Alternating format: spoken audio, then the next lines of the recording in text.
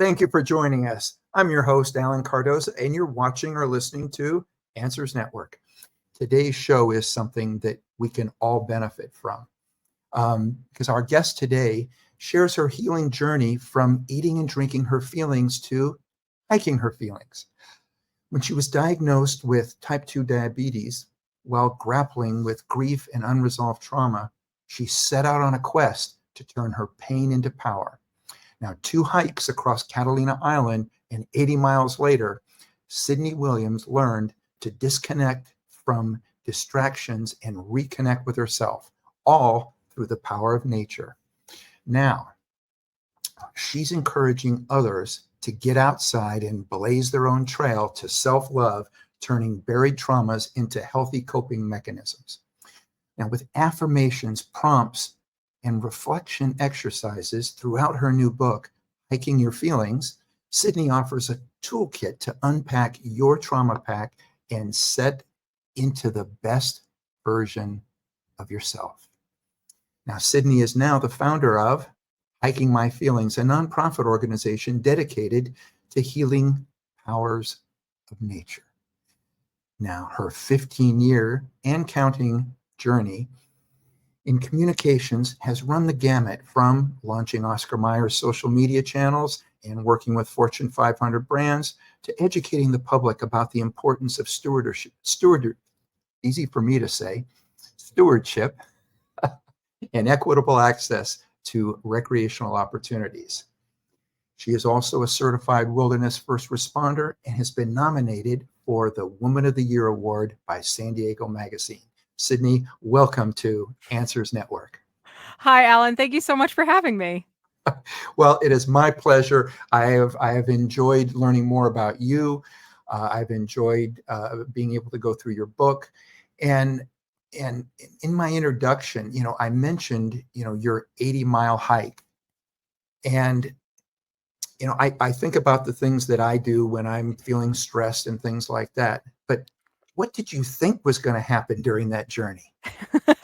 Well, to be fair, the 80 miles was split across my 2 hikes across Catalina Island. So it wasn't 80 miles in one shot for my first time. I'm not that hardcore. But honestly, I didn't know what I thought would happen. I just knew the first hike in that series that just radically transformed my life was in December 2016 between Christmas and New Year's. And at the time, I was probably, 60, 70 pounds heavier than I am today. I did not train. I had just been through like 2 of the hardest years of my life, stacked on top of a difficult section of life coming before that. And I just needed to get somewhere off the grid, away from technology, away from the world, and just walk. And I deeply, deeply underestimated how much training I should have done that I did not do until I got on the trail and I was like, oh, I'm in trouble. But from an emotional perspective too, on that second hike in 2018, once I had done the hike in 2016 and I didn't complete it because I was out of shape, the weather was terrible. I have a list of excuses a mile long. When I went back to Catalina in 2018 for my second attempt at the trail, emotionally, it was just, if I had tried to predict that, I wouldn't have been able to.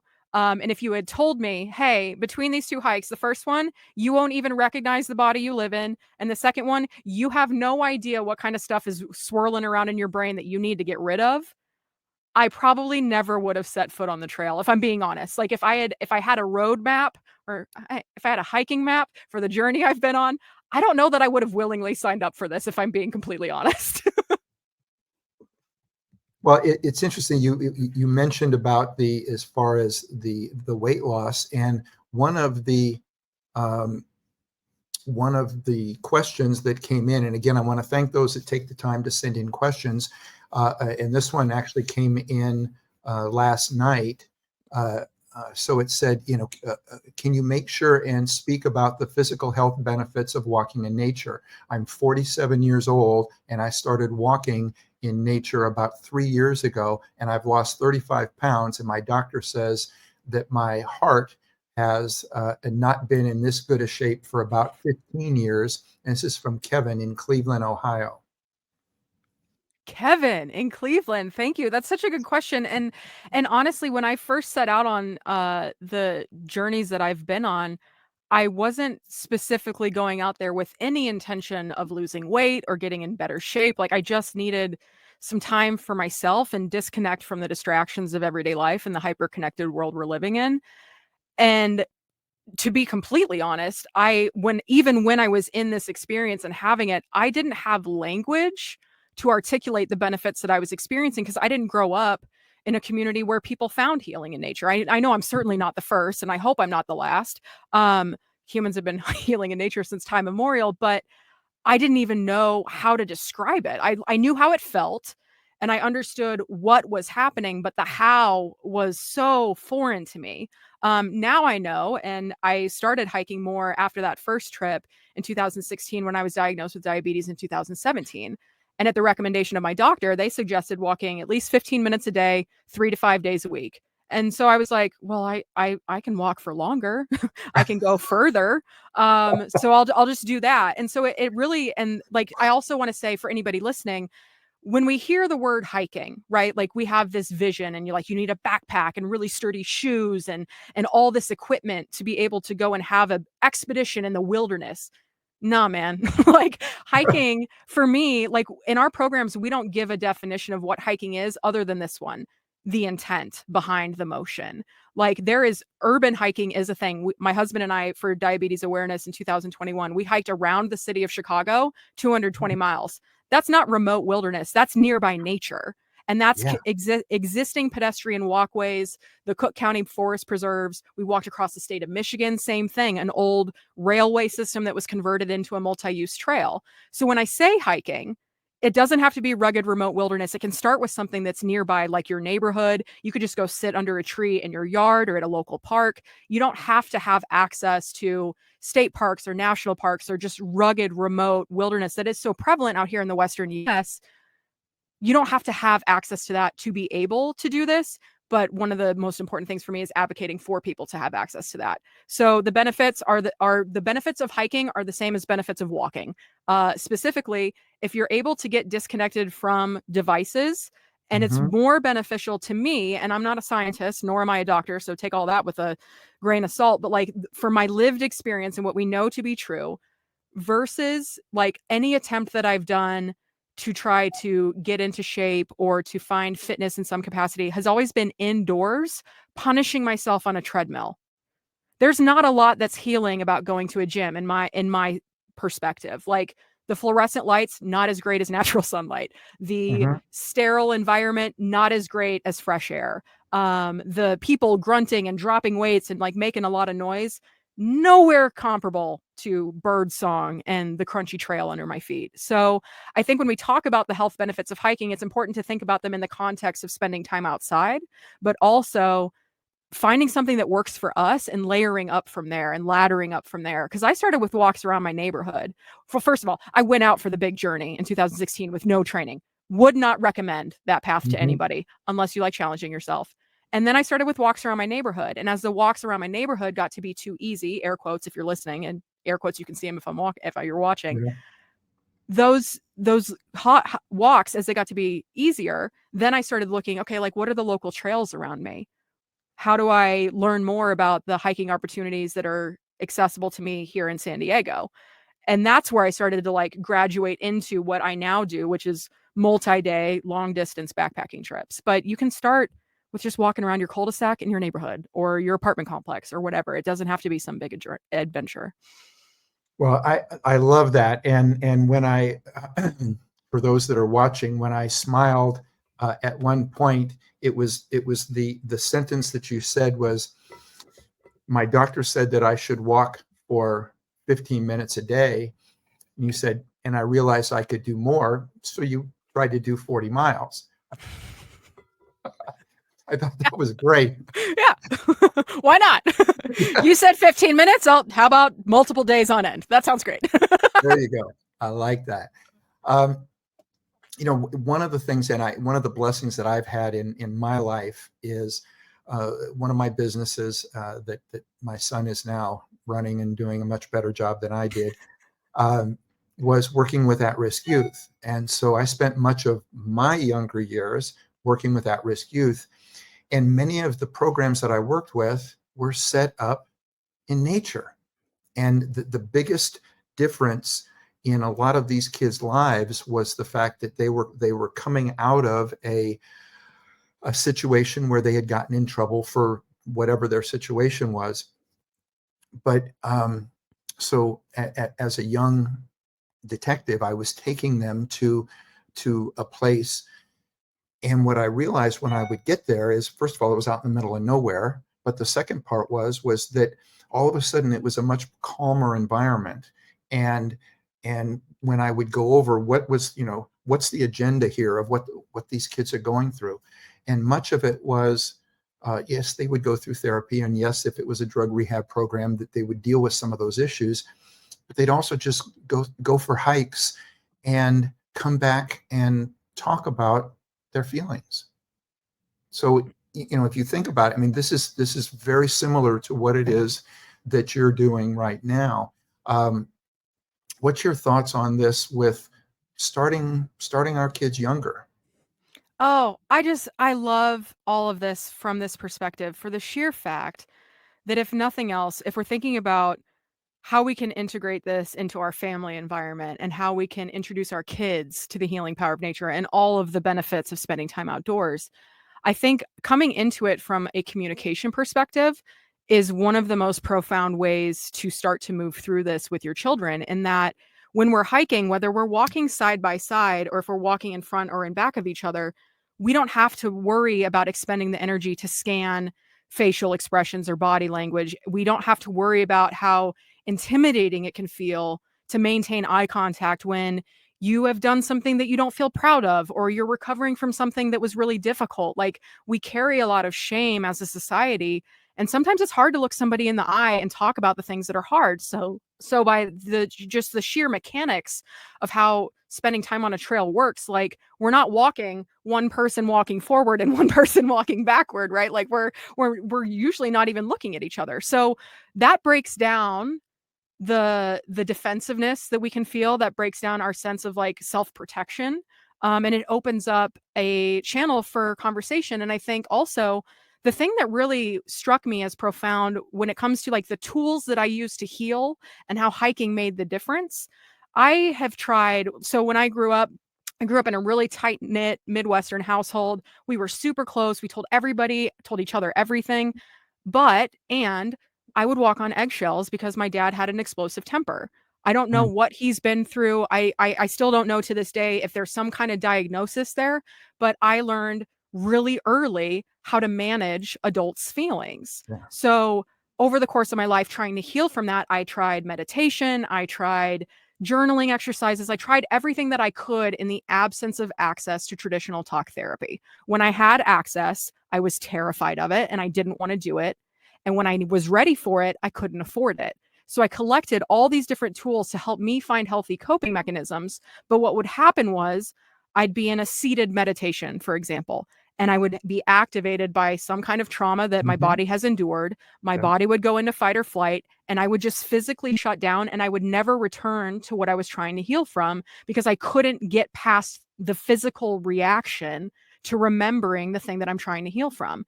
And it was with hiking where I realized, oh my gosh, like, I'm deploying all these tools and I'm actually getting to the other side of the physical response because I have somewhere to put that energy. So for kids that are fidgety, or kids being kids, I mean, like, not even Yeah. like a diagnosable thing, but kids just being kids with excess energy, to be able to have these conversations without eye contact, without having to scan body, but also in motion, then you have somewhere to put the discomfort when you're bringing up these difficult topics. And I think for whether that's at-risk youth or our own children or just as adults and friends, like, we have been through so much. And I think the through line in everybody's story on this planet is that we all have trauma, and we can pretend like we don't, but that doesn't really serve us. So the second that we realize, yes, we all carry trauma, and no, it's not a competition, we can start to look at our shared experience of being through something. And like, the worst day of my life, Alan, is very different from the worst day of your life. I already know that to be true,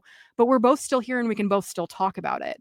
Yep. So through the power of shared story, doing this in motion, and also not having to like regulate ourselves or the people that we're with and like constantly scanning, which for children from traumatic upbringings is a thing, then we take off a lot of the pressure and we can move through these conversations in a much more sustainable, healthy, and regulated way.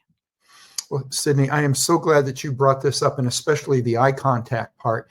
Now, for everybody out there, you heard Sydney say, I'm not a doctor.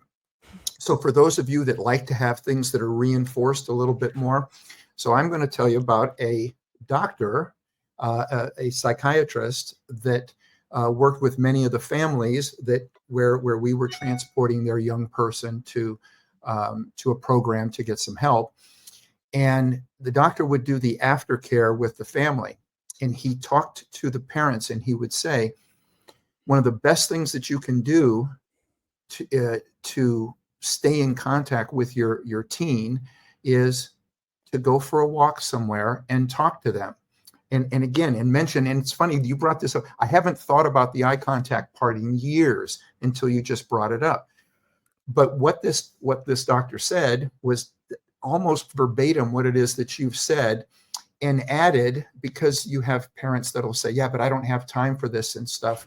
He added, and he said, you know what? He goes, when you're driving them to school in the car, you're still all looking forward. So then do it then.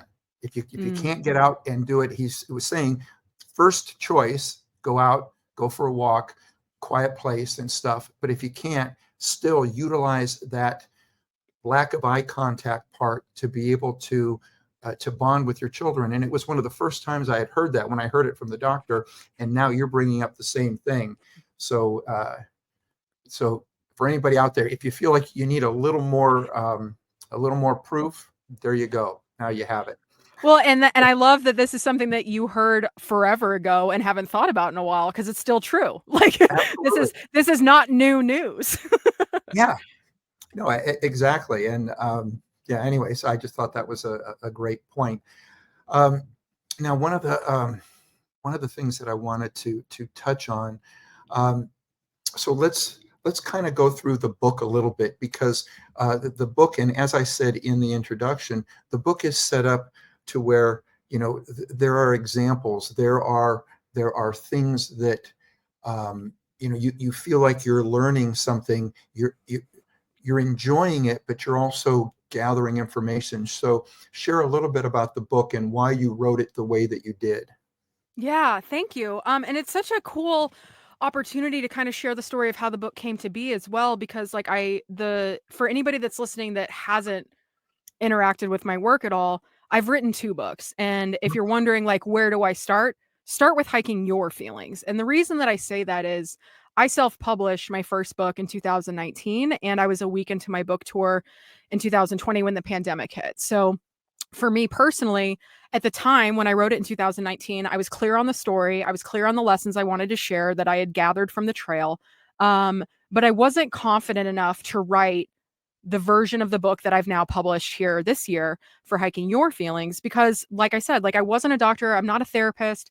At the time, I didn't really believe that me experiencing something would be enough, and that I needed to have like letters after my name to be able to talk to this. And that's not true. So first and foremost, for anybody listening, your lived experience is yours, and you're free to share about it and glean the lessons from it whenever you feel like it and whenever you're ready to start. So don't underestimate your own potential to heal yourself and understand yourself because you don't have a white lab coat or a couch that people sit on. So that version of the story, the first version, is just my story straight through. I didn't want to go for a literary agent. I didn't want any rejection, because I had rejected myself and my own story for decades, and I just wanted to write it. So this book is the book that I wish I wrote in 2019, and it's here and it's on time and I love it. So we're following the story of the 2 hikes I did on Catalina Island. So from a timing perspective, we're looking at the years that led up to these trips, just to give some context in a frame for what had I endured and what did I need to move through. And in 2016 was the first hike, and 2018 was the second hike, and that's kind of the time window that we're discussing my story. Right. And so we use my story, my very personal experience on the Trans-Catalina Trail, to illustrate the concepts that we've been teaching and the programs that we offer through our now nonprofit organization called Hiking My Feelings. So in each chapter, we start with my story. Where was I on the trail? What was I dealing with? How did I move through the things that I needed to move through? And then we take a step back and we like kind of zoom out from my very personal, very specific experience in a section called Trail of Life. And in the Trail of Life section of each chapter, we're zooming out and we're just talking about like, what is the theme that I'm moving through here? So each chapter has its own theme. Chapter 1, grief and loss. We also talk about body image. We talk about relationships. We talk about career stress. Like we talk about everything. So Trail of Life is like zooming out so you can find your version of your story in mine. And then we have a section called Mindful Miles. And Mindful Miles serves two purposes and two audiences. One, as an individual, these are prompts that you can use to reflect on your own experience. And they are the questions that I was literally asking myself as I was moving through these different topics. And they also serve as a really great way to start discussions on the trail or off. So if you're in a book club, I've already written the prompts for you. If you know that you have a friend that is just really grieving after the loss of a job or a pet or a human that they love, then you can take chapter 1 and you can use those prompts as a way to discuss while you go for a hike with your friend. 1, you're getting the healing power of nature. 2, you're connecting on a deeper level. And 3, the power of self-reflection knows no end because we have to do this work for ourselves. I can't ask you, like I can give you the prompts, but I can't answer them for you. Much like your doctor can prescribe medication, but you have to take it. They can prescribe you a nutrition plan. Mm-hmm. You have to eat it. So while this work is so deeply personal, we don't have to do it alone. So Mindful Miles serves as like that front line for your own personal self-reflection, but also expands out into your community as well. And then the last section of each chapter is called Next Steps. And that is exactly what it sounds like. How can I take the next steps to heal this area of my life? And I offer a ritual or some kind of activity or things to think about, tasks, action items that you can take to take the next steps in your healing journey. So throughout all of that, we've got prompts for self-reflection. We've got physical action you can take to then bring that and integrate it on the trail. And all of this from a mental health, physical health, spiritual health perspective, all of it is beneficial because you're getting that fresh air, you're getting your body moving, you're feeling seen and supported, whether that's just in your relationship to self, because you're actually asking yourself, hey, how am I doing? You're taking time with yourself instead of wearing all the hats that you wear. You're not being a dad. You're not being a mom. You're not being a partner. You're not a teacher. You're not whatever your professional roles are. You're not a parent. You're not a spouse. Like you're just you. And we don't give ourselves enough time and space to just be us without the hats that we wear and the roles that we hold. So it's a really beautiful front line, but then also the benefits of spending this kind of time in this like deep level of community and connection with the people that we care about most. Like when I do this work for myself, I show up as my best self and my most expressed self and my most confident self and my most grounded self and my most healthy self, which that inspires literally everybody that I interact with. When I am having a great day because all my needs are met, that carries it into every interaction that I have. And Absolutely. the opposite is true. When I know I'm not feeling great, but I like try to push through it and go out and get stuff done, it never goes the way I want to. And then I'm doubly disappointed because I'm like, I knew I should have listened to myself. And also this didn't work out. So it just gives like a really beautiful framework to start a self-reflection practice, but also don't keep this healing to yourself. If it's working for you, it's going to work for your friends and family too. So share it. Absolutely. And I love the fact when you get to the end of like each chapter, and I'm one that develops mantras. So I'll think about things and then I'll develop a mantra that fits for me. And that's what I felt that you were setting up for. It's whatever it is, individually, people will find whatever it is that works for you. But I feel like you're giving them all the tools to pick the mantra that's going to work best for you. And then I utilize that for the rest of my walk or the rest of my meditation or whatever it is. But I'll put a mantra in, and that will set me up for the rest of that day or for however long is left in that day. So again, everybody out there. So the first book was Hiking My Feelings. The new book is Hiking Your Feelings. So Sydney, let's talk a little bit about self-love. You talk about it a lot in the book, and I think it's probably one of the most powerful things that you go into. So share a little bit about, and maybe some of the struggles, and then how you've been able to focus on self-love through the book and through your your group now. Yeah, thank you. It's self-love gets a bad rap, and I think the reason that it gets a bad rap is because it's been commercialized and commoditized and turned into a product that you can purchase. Granted, I'm selling a book, so that is what it is. But like, Yeah. self-love is so much deeper than bubble baths and candles and like the things that we think of when we think of self-care or self-love. Like, to love yourself is a radically transformative act. And in today's day and age, where we're so just aligned to meeting other people's needs first, whether that's business or family or anything, to take time and carve out time for ourselves, to be with ourselves and by ourselves and for ourselves, is radical in and of itself. To be able to carve out time to do this work is also a really deep privilege. To be able to have time to step away from whatever your other responsibilities are in life, even if it's only for a few minutes at a time per day, is Mhm. still a layer of privilege that I don't think that this industry gives enough articulation to. So for me, the struggle has been, all right, I bought the bath bombs, I bought the candles, and I still don't love myself, right? Like, I signed up for the program, I started a business. This was way before this chapter of my life. I started a business and I still don't love myself. Like, I'm following all of the like coaches and influencers and like all the people that say like, do this, here's the formula, do this thing, then you'll love yourself, and then life is never hard again. That's not how this works. So I think when I talk about self-love and the struggle of it, Yep. first and foremost, we got to talk about, like, let's break down what this actually is. It's not a movie. Like, life is not a rom-com. Like, it's not, you don't get discovered, you don't get saved. Like, to some extent, we have to save ourselves. And that's not to say from a selfish perspective. Again, we have to do this work for ourselves. And actually, it wasn't until I was diagnosed with type 2 diabetes that I learned what that meant. Because you hear that and it sounds nice. You're like, you hear phrases like everything is a choice or everybody has a choice. First of all, that's kind of bypassing. Like, we are not all born on the same foundation from which to make choices. So yes, we always have a choice, but like, the Right. choices that you're presented with, Alan, are very different from the choices that I'm presented with. I live in a 1998 Chevy van that's old enough to buy beer, so I can afford to go do the work that I do. Like, we are on the precipice of everything that we've ever wanted. And also, we aren't the well-resourced group. Like, you can do self-love at a budget. You don't have to buy all the things. You don't have to send yourself on a 10-day silent retreat to get to this place. It can be as simple as, and this is an example I give in the book, if you're going out on a hike and you'd like to give self-love and self-trust a little try, if you got to pee, go pee.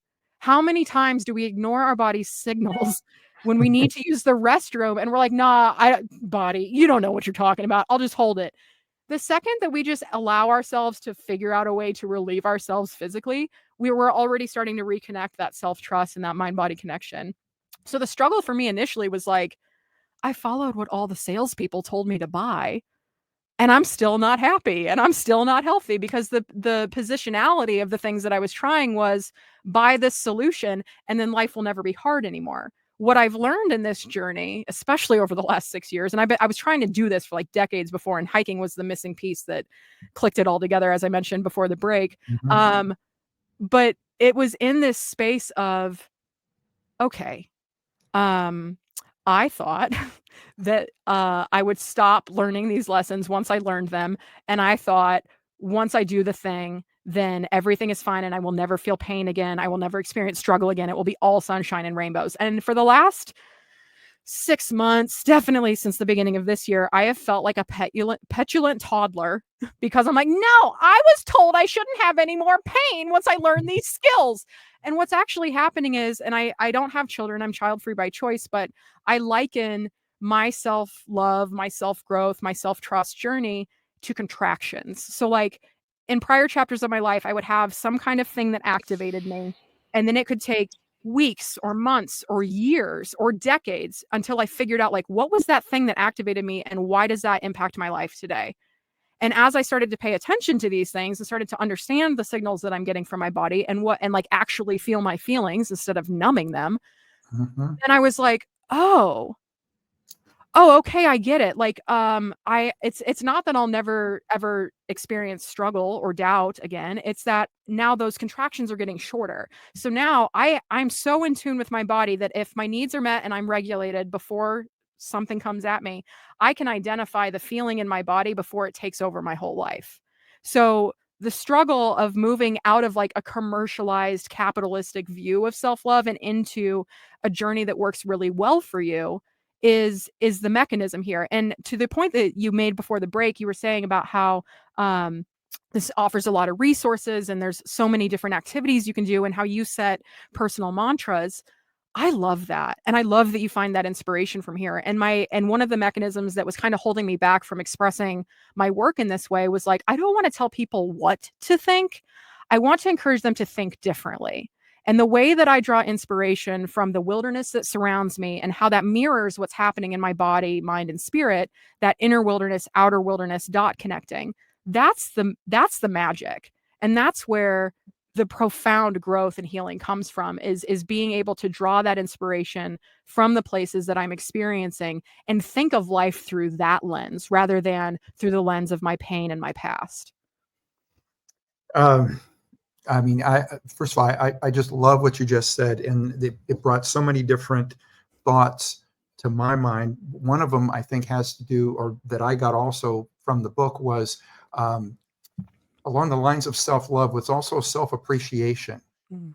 to appreciate the things that we have and to appreciate what we bring to the table, because it is going to be something different.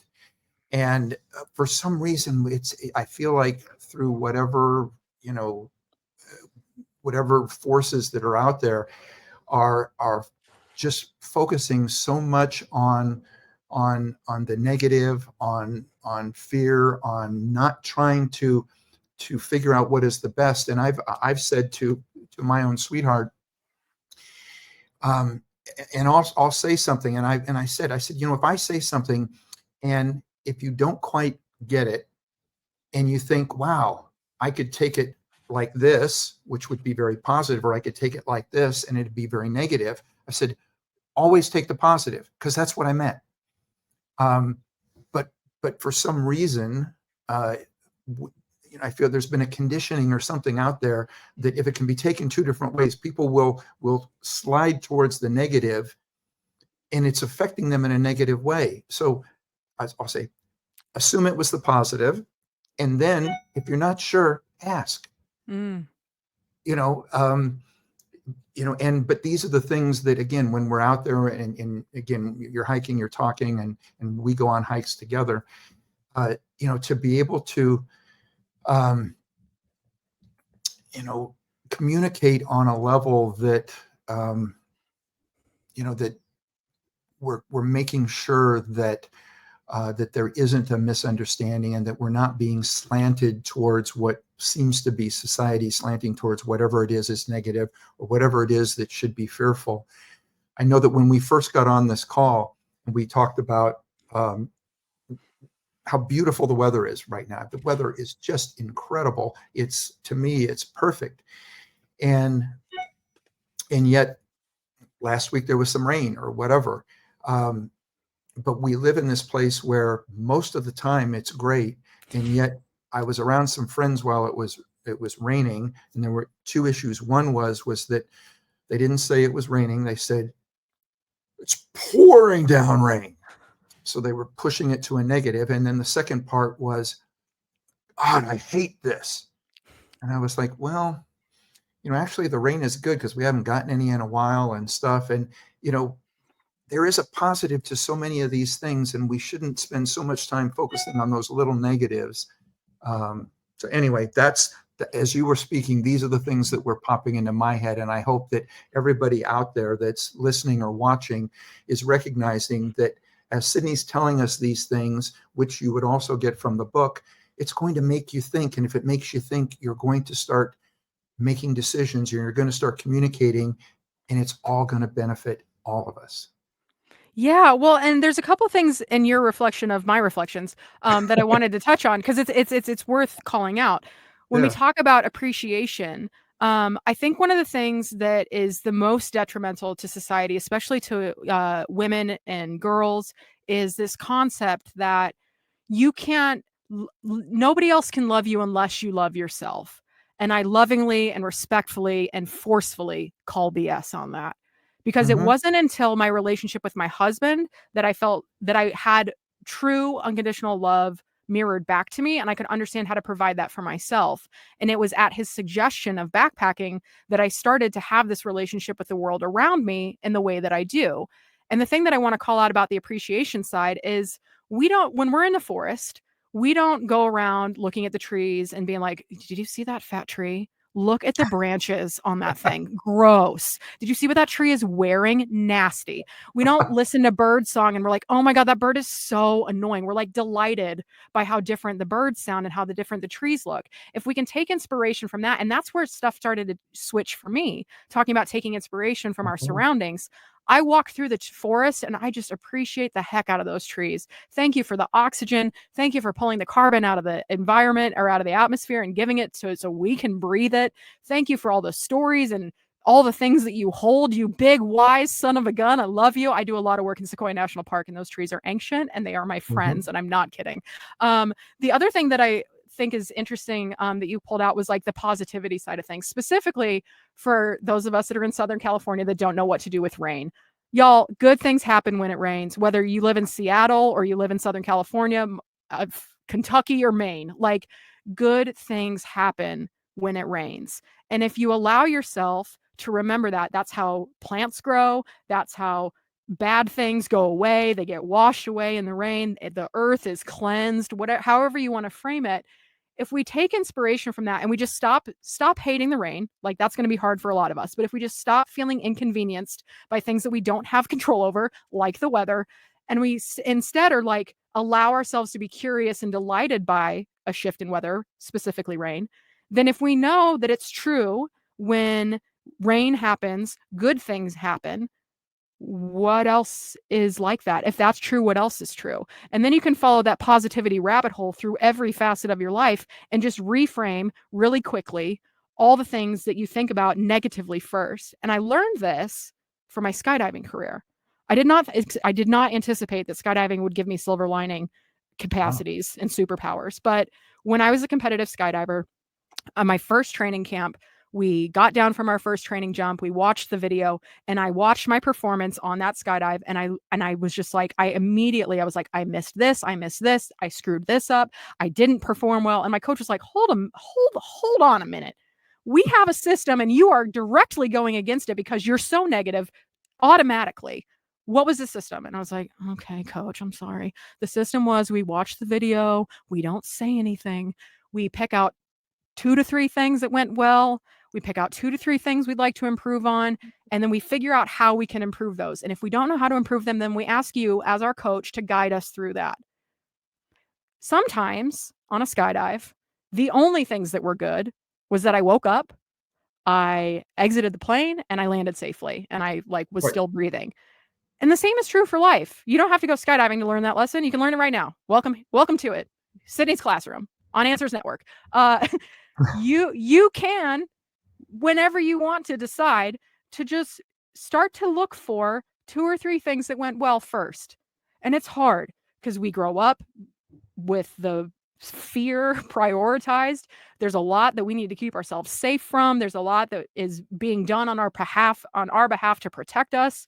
Like, it's just so much fear and so much negativity. So similar to like how self-love is kind of a radical thing to do, thinking positive, especially in this day and age, is also kind of radical too. And if it starts with, well, I woke up today, I'm breathing, and as of right now, today specifically, I have all my needs met. I have I have a shelter, I have food, I have enough money in the bank to buy whatever I might need to buy today. Am I going to go buy a boat tomorrow? No, but like that's not my priority. So when we think about that very specific to us work that we must do, if we can take inspiration from the world around us and start to appreciate the things that are naturally occurring in nature, like there's no opinion about this. We're not like, wow, that giraffe, little too tall for me.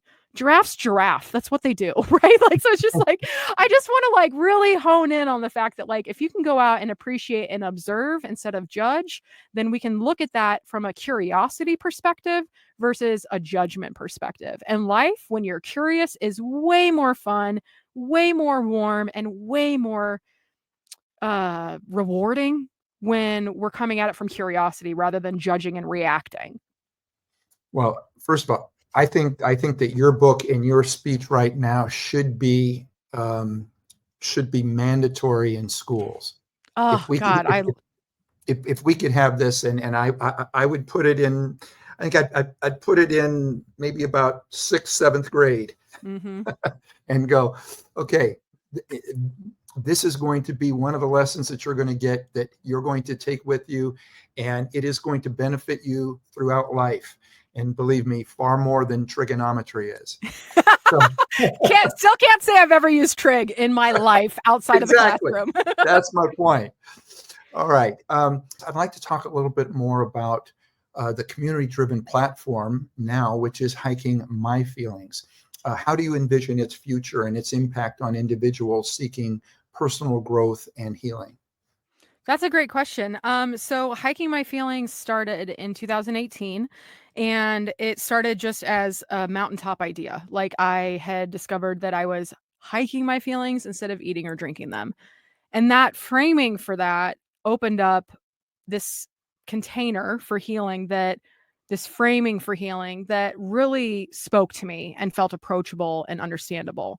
So after my experiences on the Trans Catalina Trail, I was like, how do we replicate this? Like, the first call that I made in 2018 when we got back to cell service wasn't my friends who were curious about my progress on the trip, wasn't my family who like wanted to know I didn't die in the wilderness.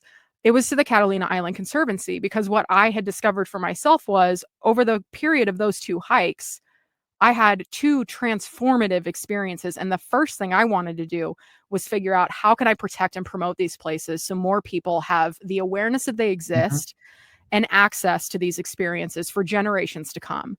So it started with a speaking tour that we did in 2018 and 2019. We hosted more than 140 events that year. And I spoke at like 60 different REI stores around the United States. We hosted hikes in every place that we went. And then at the end of 2019, after I self-published my first book, we incorporated as a nonprofit organization.